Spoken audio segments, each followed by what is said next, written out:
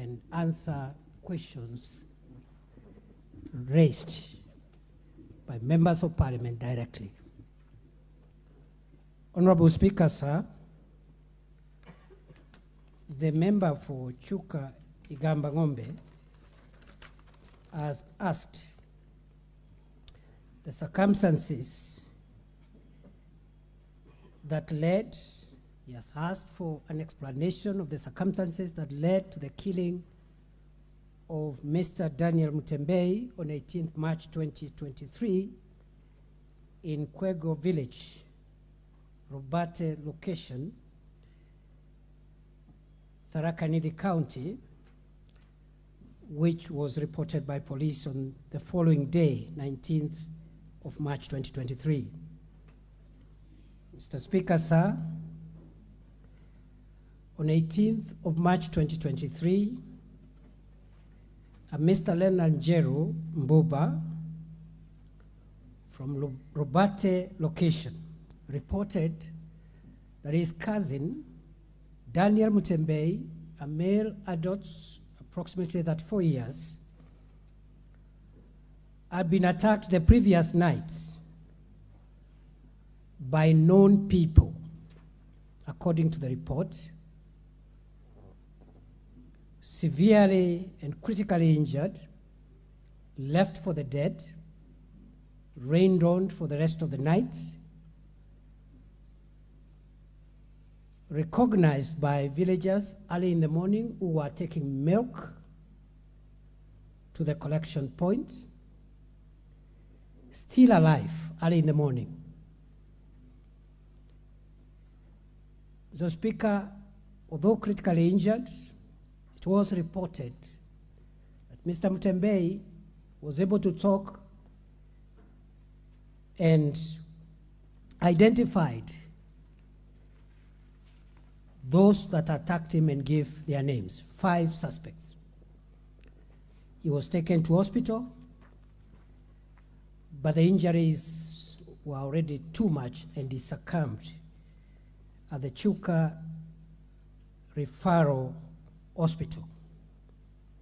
He succumbed to the injuries. That report was made and entered into the OB. Mr. Speaker, sir, and just for the clarity of the member and the House, that report was made the same morning of 19th March 2023. Investigations ensued, and before any statements could be taken from any of the suspects, the same suspects went to the Chuka High Court and obtained anticipatory bail, restraining their arrest and prosecution until the matter is heard and determined, or until further orders were issued by the High Court. Those orders, Mr. Speaker, sir, were issued by Lady Justice Lucy Gistari of the Chuka High Court on 27th of March 2023, and the order specifically restrained the police from arresting the said persons. The orders also required that the matter be heard today, the 12th of April 2023. Today, the matter was came up for mention, and Mr. Speaker, I can report to the House that in the morning the parties were heard, and I can also report to the House, Mr. Speaker, that for us in the ministry, we instructed the State Council to represent those parties that against whose orders were given, including the Inspector General of Police, the DCI, and all those who were sued. The family of the victim the late Mutembei also had hired a lawyer this morning, and both Mr. Mutembei's lawyer and the State Council made a very, very strong argument in an oral application for two things. One, the vacation of the anticipatory bail, which was lapsing today, that it should not be extended. And two, warrants of arrest to issue against the suspects. And both the deceased lawyer and the State Council were on one page, of course, against the opposition from the Defense Council. The ruling on this matter is before the judge this afternoon at 2:30, the same time that the minister is appearing before this House. In between, Mr. Speaker, on Saturday, the 8th of April, which is Easter Saturday, the victims were supposed to bury the late Mutembei, but they felt that this matter had taken too long and could not understand why a matter where there was, in their view, overwhelming evidence pointing at the killers should still be out there. And notwithstanding the anticipatory bail, they demanded that the arrest be done. There was a serious demonstration for most of the afternoon on Saturday from 3 p.m. to well into the night. They were carrying the coffin of the late Mutembei and demonstrated the whole afternoon, engaging the police in running battles. The police tried to talk to them diplomatically to bury the deceased as we wait for the finalization of the matter by way of appearance before court today, but they could hear none of it. In fact, Mr. Speaker, the protesters engaged police in throwing missiles when the police tried to use tear gas, and it was really a very, very rowdy protest. And of course, one would understand the public anger given the circumstances which the deceased had died. Mr. Speaker, sir, we were able to, the police were able to open the road much later in the night, but an incident occurred around 7 p.m. the same night. One of the local young leaders, the chairperson of the Tharaka Nithi Border Association, one Willis Mugambi, alias Kiraku, was shot dead in the chest around 7 p.m. and died on the spot. And that complicated the matter. And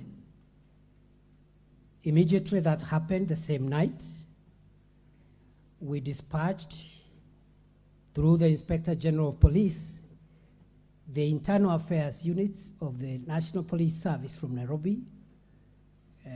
The head of the Internal Affairs Unit actually was dispatched the same night to Chuka to travel there and personally take over the investigations, mainly the investigations around the shooting of Willis Mugambi, alias Kiraku, because it was alleged again by some who made reports that they suspected that he could have been killed by a police officer in the process of the riots. So we dispatched the Internal Affairs Unit. It's still there. We have crucial evidence, and we believe very shortly we'll be narrowing down to the person who shot and killed Mr. Mugambi. At the same time, the Independent Police Oversight Authority the following day on Sunday dispatched their team to investigate that incident. IPOA is independent. So while the internal investigations by the police is handled by the Internal Affairs Unit, from Nairobi. The IPOA team, also from Nairobi, is handling an independent investigation so that there are no perceptions of internal collusion or preference whatsoever. The two teams are working, and I am told a lot of progress has been made, but up to now, the conclusion, the investigations are not concluded. So, Mr. Speaker, sir, in between, we have reinforced security presence. As late as last night, there were incidents of, again, a few youths trying to block roads. And we have deployed the regional police commander, Mr. Rono Bunei from Embu for Eastern Region. He's the one personally dealing with that matter because, again, there were aspersions cast at our officers who are based in Chuka. Both the officer commanding Chuka Police Station and the county commander for Tharaka Nithi County.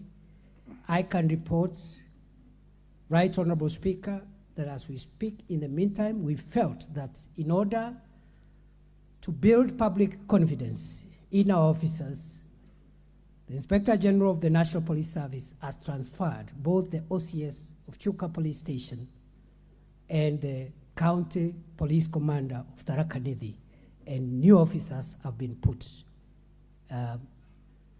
in place already as we speak. So that's where we are, Mr. Speaker. We do not have any conclusive evidence. I want to assure the House that, one, we will respect the outcome of the court decision regarding the anticipatory bail, which we have opposed through the State Council. Once that anticipatory bail is lifted, and based on the evidence we have, all suspects are going to be rounded up in minutes. But we cannot violate a court order, and we really hope that our case will be favored by the judge this afternoon to allow us continue with the justice process beyond the point it is at the moment. With regard to the killers of Mr. Kiraku, the Boda Boda chair, again, we believe in the next few days, we will be able to have enough evidence to help us take action, including prosecution of the suspect. I think, Honorable Speaker, that is all I have up to now. I remain at the disposal of this House for any supplementary issues, and also with regard to the other questions that are listed in the order paper this afternoon. Thank you, Mr. Speaker. Honorable Major Dong, do you have any supplementary to that?